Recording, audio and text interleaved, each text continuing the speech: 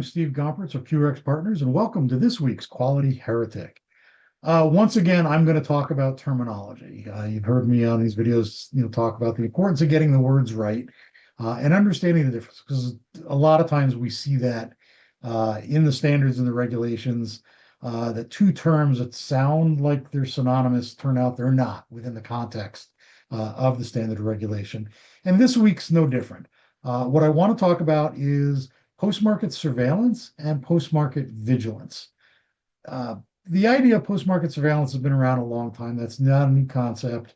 But the vigilance piece came to light when the EU moved to the medical device regulations to replace the medical device directives. And so when they did that, all of a sudden, there were separate sections of requirements related to surveillance and vigilance. And then people were sort of going, well, wait, those sound like the same thing. How are they different? Now, it's there in the regulations, but it's still, like is often the case with the regulations. Sometimes it doesn't just come out as black and white and crystal clear. And so I think it's important to talk about what are they intending with those two terms, because they are related, as often happens with these terms, but they are different things, and you need to understand the difference in order to do either one of them effectively. So if we look at post-market surveillance, it's what it's always been and what it sounds like. It's keeping an eye on device performance in the real world, right? You design, you develop a device, you do your design verification, design validation, you make it, sell it, now it's out there. Everything you did prior to putting it out on the market is guesswork, right? You do your best with design verification and design validation, but you're always doing estimates or simulations. Even when you do human clinical trials, right? It's a reduced, population. You're not testing it on everybody. So you don't know all the possible variables. You can, guess at them, but that's the nature of it. So the idea of surveillance is to go keep an eye on this and make sure you can confirm that your estimates were really good, or where there's surprises. And so it comes in two forms. The one you're supposed to be doing is the proactive version, where you're doing follow-up studies, right? So you're not just resting on the clinical studies that got you on the market, but now that you're on the market, you maybe do something more targeted to understand device performance better. There's data mining. You look at data about your device, similar competitor devices, similar technologies, right? You take this broad look and make sure, do you understand everything that really happens with whatever is in your medical device? You could be very direct and just simply ask questions, do surveys of the users and the patients of your devices. You're supposed to do literature reviews, right? Who else is writing about these topics that you should be understanding, where they're coming from, right? Because if it's out in the public domain, you're responsible for knowing that it is. And so those are the kind of things that are proactive, to try to get ahead of this and see what's coming down the road.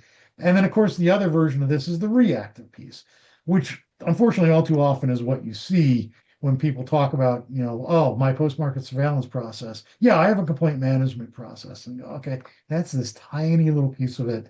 And complaints management is not really all that effective for understanding real world performance, because not everything that goes on gets reported back to you. But you have the opportunity to look at things like when you get product returns, warranty issues. There's data there to tell you about, whether there were any deficiencies or perceived deficiencies in your device. When you have adverse event reporting, so keeping an eye in the US, like in the MAUDE database, to see if anybody's reporting anything for your device or related devices about what went wrong or they suspect went wrong.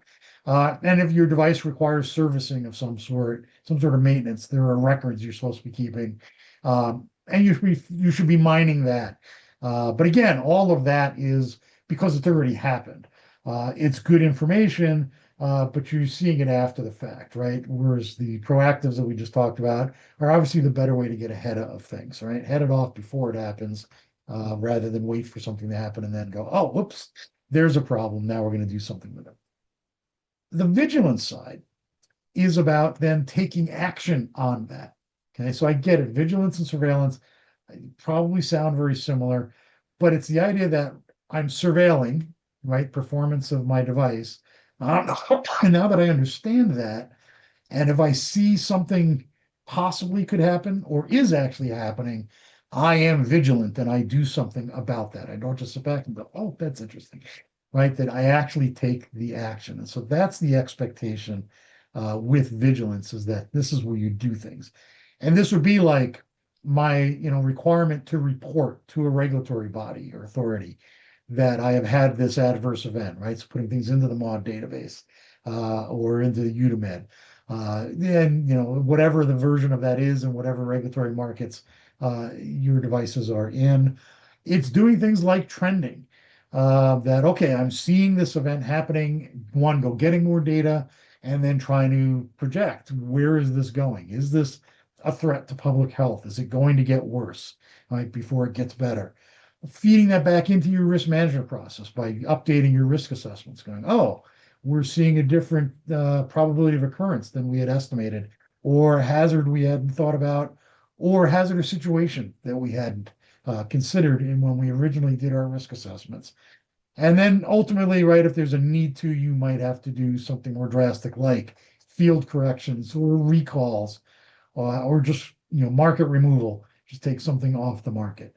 All of those are examples of being vigilant about the performance of your device. So the surveillance is go out there and find out what's happening, learn, right, and start to understand. And the vigilance is then take action on what you've learned. So I'm always interested to hear what people think about this. Have you tripped across this as well? Maybe you until today you didn't understand those differences, or maybe like myself, over time you've come to understand better what these terms mean, and therefore what you have to do as a manufacturer to be doing the right thing according to regulations. So please leave your comments in the comments section. Let's get a good discussion going. Otherwise, I'll see you on the next Quality Heretic video.